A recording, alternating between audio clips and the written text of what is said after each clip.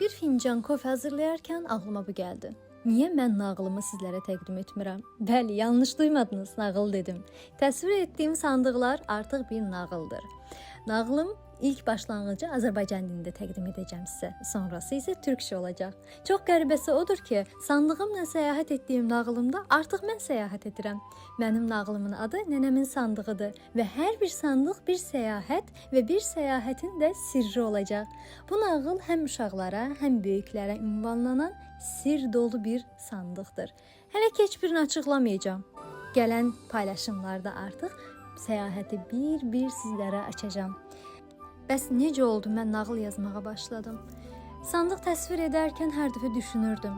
Uşaqlıqda bunu hiss edirdim, uşaqlıqda bunu görürdüm, uşaqlıqda bunu eşidirdim, bunu edirdilər və s. Düşündüm ki, balaca Lailənin bu düşüncələrini niyə də nağıla çevirməyim? Günümüzdəki sandıqlar və keçmişimizdəki sandıqları birləşdirsək nə olar? Və bununla bağlı nağıl yazmaq tam bir həyəcan doludur və təsadüfə baxın ki, sandıq artıq Türkiyədədir və bu nağıllarım türk dilinə tərcümə edərək davam edəcəm.